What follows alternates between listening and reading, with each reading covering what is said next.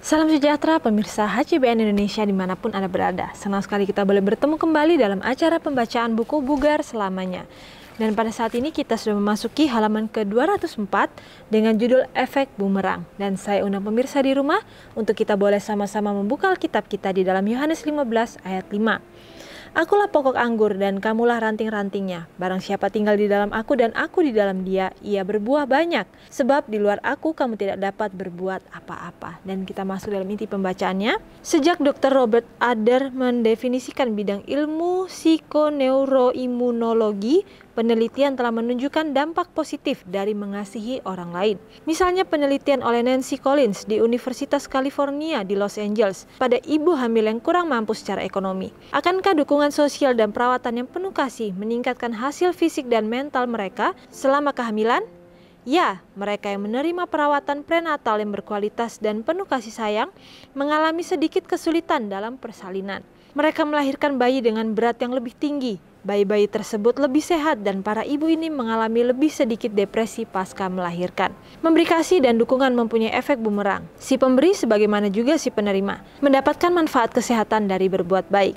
Sebuah penelitian luar biasa yang mendukung manfaat berbuat baik telah dilakukan di Universitas Cornell oleh 3 peneliti, Moon, McLean, dan Williams, yang diterbitkan dalam American Journal of Sociology. Dimulai tahun 1956, penelitian diikuti oleh 427 wanita menikah dan memiliki anak selama jangka waktu 30 tahun. Para peneliti terkejut saat menemukan bahwa 52% dari wanita yang tidak bergabung dalam organisasi relawan pada awal penelitian mengalami penyakit parah 30 tahun kemudian, dibandingkan dengan hanya 36% wanita yang pernah bergabung dalam organisasi sukarelawan. Faktor-faktor lain seperti jumlah anak, baik perempuan bekerja di kantor atau menjadi ibu rumah tangga, pendidikan, kelas sosial, dan sebagainya, tidak berpengaruh pada umur panjang mereka.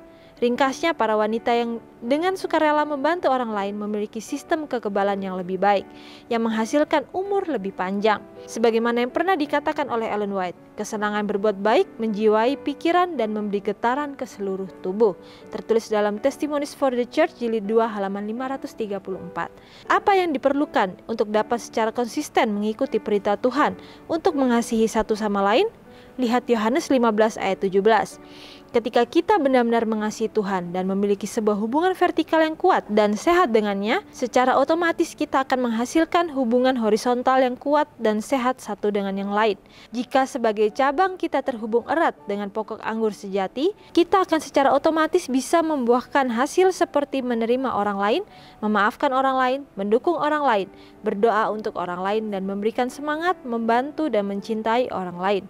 Dan sebagaimana hasilnya, kita bisa menikmati efek bumerang.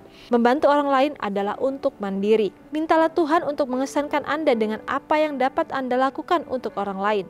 Tuliskan masing-masing ide dan kemudian pilih salah satu. Lakukanlah dan nikmati efek bumerangnya.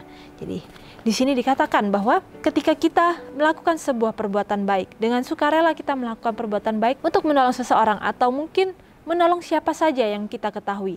Di saat itulah dikatakan bukan hanya kasih yang didapatkan oleh orang-orang yang menerima tersebut, tetapi dikatakan umur yang memberikan kasih itu, si pelaku itu, dikatakan mereka memiliki umur yang akan lebih panjang daripada orang-orang yang tidak mempunyai rasa kasih atau kepedulian terhadap sesamanya. Jadi di sini dikatakan bahwa ada beberapa peneliti yang sudah meneliti akan hal tersebut. Bahkan di sini dikatakan dari mengasihi orang lain itu kita mendapatkan dampak positif. Jadi bagaimana di sini kita bisa lihat bagaimana Tuhan sudah mencontohkan satu contoh yang begitu luar biasa dalam kehidupan kita. Kita tahu bahwa Yesus itu sudah mencontohkan bagaimana kasih yang harus dihidupkan, yaitu mengasihi orang lain sama seperti kita mengasihi diri kita. Dan bahkan Tuhan tidak mengizinkan kita atau menginginkan kita untuk mengasihi diri kita. Tetapi yang Tuhan inginkan adalah bagaimana kita mengasihi Tuhan, lalu kita juga mengasihi sesama kita sama seperti kita mengasihi Tuhan dan juga mengasihi diri kita. Jadi bagaimana di sini dikatakan bahwa dalam semua yang kita lakukan itu, hendaklah kita melakukan itu berdasarkan kasih. Karena ketika kita melakukan itu berdasarkan kasih, yaitu berdasarkan kepedulian kita terhadap lingkungan di sekitar kita, maka kita akan melakukannya itu dengan sukarela, dengan penuh rasa syukur. Karena kita sudah merasakan kasih Tuhan terlebih dahulu dalam kehidupan kita. Dan akhirnya kita bisa menjadi berkat juga bagi orang-orang di luar sana. Bahkan dikatakan ketika kita menjadi berkat untuk orang-orang di luar sana, bukan hanya berkat yang mereka terima saja, tetapi berkat yang kita hasilkan atau kita terima juga dari setiap kesehatan yang Tuhan sudah percayakan dalam kehidupan kita. Jadi bagaimana di sini? Dengan kita mempunyai kehidupan yang penuh kasih, itu juga akan menjadi obat atau menjadikan suatu kesehatan bagi kita secara lebih lagi. Dan di sini juga dikatakan bahwa memberi kasih dan dukungan mempunyai efek bumerang. Si pemberi dan juga si penerima mendapatkan manfaat kesehatan untuk berbuat baik. Bahkan di sini juga dikatakan bahwa ada penelitian yang dilakukan selama 30 tahun. Dikatakan bahwa dalam 30% orang, yaitu perempuan yang melakukan kegiatan untuk melayani orang-orang lain, dikatakan mereka mempunyai kehidupan yang lebih lama dan tidak menderita sakit penyakit seperti orang-orang yang pada umumnya yang hanya melakukan kegiatan-kegiatan yang seputar kehidupan rumah tangganya sendiri, yaitu untuk mencukupi kebutuhannya, untuk mencukupi kebutuhan keluarganya saja. Tetapi orang-orang yang mau untuk menjadi sukarelawan bagi orang-orang di luar sana. Dan di saat itulah dikatakan mereka memiliki kekebalan tubuh yang lebih baik. Jadi bagaimana di sini semuanya dikatakan bahwa akhirnya ketika kekebalan tubuh itu lebih baik, dikatakan itu akan menghasilkan umur panjang. Bahkan dikatakan sebagaimana yang pernah dikatakan oleh Ellen White, kesenangan berbuat baik menjiwai pikiran dan memberikan getaran kepada seluruh tubuh. Jadi bagaimana di sini kita bisa lihat begitu luar biasanya Tuhan menciptakan tubuh kita itu. Bagaimana tubuh kita itu dirancang ketika kita mempunyai dorongan untuk melakukan perbuatan baik, maka tubuh itu pun akan berusaha memperbaiki dirinya sendiri. Jadi bagaimana di sini kita kembali diingatkan bahwa kita melakukan perbuatan baik itu adalah berdasarkan memang seharusnya kita melakukan perbuatan yang baik dan benar itu, bukanlah berdasarkan apa yang kita bisa dapatkan dari orang yang kita berikan perbuatan baik tersebut. Tetapi Tuhan pun mengajarkan kita hendaklah melakukan perbuatan baik itu kepada setiap orang, dan terutama atau terlebih lagi kepada orang-orang yang tidak bisa membalaskan perbuatan baik tersebut. Karena di sanalah kita bisa melihat bahwa kasih yang tulus itu benar-benar ada dalam kehidupan kita. Tetapi mungkin ketika kita melakukan perbuatan baik kepada orang yang bisa menghasilkan atau bisa membalas perbuatan baik kita, mungkin disitulah ada setiap motif atau hal-hal yang terselubung dalam setiap perbuatan baik itu. Jadi bagaimana di sini?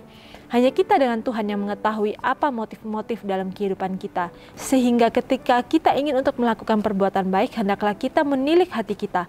Apakah ada motif-motif yang tidak baik yang mungkin terselubung dalam setiap perbuatan baik yang akan kita lakukan? Ataukah kita benar-benar melakukannya secara tulus karena dorongan dari Roh Kudus itu? Jadi bagaimana di sini? Kembali kita diingatkan bahwa dalam setiap perbuatan itu, hendaklah kita selalu bergantung sepenuhnya kepada Tuhan, meminta hikmat Tuhan untuk selalu menuntun kehidupan kita. Sehingga dalam hal apapun yang kita lakukan itu, kita boleh melihat bagaimana Tuhan menuntun setiap langkah kita. Bahkan di sini juga dikatakan bahwa apa yang diperlukan untuk dapat secara konsisten mengikuti perintah Tuhan untuk mengasihi satu dengan yang lain adalah bagaimana ketika kita mau untuk menghidupkan kasih itu, dan ketika kita sudah selalu bersyukur, di saat itulah kita bisa melihat bahwa Tuhan sudah sangat memberkati kehidupan kita dengan luar biasa. Dan seharusnya sama seperti sungai yang mengalir, kita tidak bisa membendung aliran sungai itu, tetapi kita bisa mengalirkannya untuk menjadi berkat bagi orang-orang yang akhirnya bisa mendapatkan aliran sungai tersebut. Dan di sini juga dikatakan bahwa kita bisa secara konsisten untuk terus memberikan pupuk kepada sifat-sifat untuk mengasihi orang lain itu. Karena ketika kita mau memberi pupuk kepada perbuatan baik tersebut, maka itu akhirnya akan lebih bertumbuh lagi, lebih berkembang lagi ketika kita mau mengasahnya setiap hari. Dan di sini juga dikatakan bahwa ketika kita benar-benar mengasihi Tuhan dan memiliki sebuah hubungan vertikal yang kuat dan sehat dengan Tuhan, dikatakan secara otomatis kita akan menghasilkan hubungan horizontal yang kuat dan sehat terhadap satu dengan yang lainnya. Jadi bagaimana di sini kita bisa lihat bahwa apakah hubungan kita itu sudah baik dengan lingkungan di sekitar kita, ataukah kita justru menjadi saksi-saksi Tuhan yang palsu, yang justru menjadi caci makian orang ketika kita berhubungan dengan orang-orang di luar sana. Jadi bagaimana di sini kembali kita diingatkan untuk kita menilik hati kita, untuk memakai mata kita sehingga kita bisa melihat bagaimana hubungan kita dengan orang-orang di luar sana. Mungkin ketika kita tidak mempunyai hubungan yang baik dengan orang-orang di lingkungan sekitar kita, maka di saat itulah kita harus menyadari bahwa kita juga kurang mempunyai hubungan yang baik dengan Tuhan kita. Jadi bagaimana di sini yang menjadi prioritas bagi kehidupan kita adalah bagaimana kita memperbaiki hubungan kita dengan Tuhan, lalu kita akhirnya bisa mempunyai kehidupan yang baik juga dengan orang-orang yang berada di lingkungan sekitar kita. Dan di sini juga dikatakan bahwa Jika sebagai cabang kita terhubung erat dengan pokok anggur sejati, kita akan secara otomatis bisa membuahkan hasil seperti menerima orang lain, memaafkan orang lain, mendukung orang lain, berdoa untuk orang lain, dan memberi semangat, membantu, dan mencintai orang lain. Jadi begitu indah dikatakan bahwa jika kita sebagai cabang benar-benar bergantung sepenuhnya kepada pokok anggur tersebut, maka kita akan bisa melakukan hal-hal tersebut yang mungkin secara logika kedagingan kita tidak akan bisa melakukan hal tersebut karena kita akan melawan setiap kedagingan kita itu. Dan disinilah dikatakan, itulah bukti bahwa kita sudah bergantung sepenuhnya kepada Tuhan ketika kita bisa melakukan hal-hal tersebut tanpa kita merasa itu adalah suatu hal yang membuat kita terpaksa untuk menjalaninya. Tetapi ketika kita sudah bisa melakukan hal tersebut dengan penuh sukacita, dengan penuh damai, kita menjalani kehidupan kita, maka di saat itulah kita akan melihat bagaimana Tuhan yang mengisi setiap kekosongan hati kita. Setiap hal yang mungkin diubahkan oleh Tuhan, di saat itulah kita akan bisa melihat bahwa Tuhan benar-benar mengubahkan hati kita, sehingga kita mempunyai hati yang baru, yang bisa menerima orang lain dan memaafkan orang lain, yang mungkin di saat kita merasa ketika kita memaafkan orang tersebut masih mengulangi akan kesalahannya. Tetapi hendaklah semuanya itu kita lakukan berdasarkan kasih kita kepada Tuhan.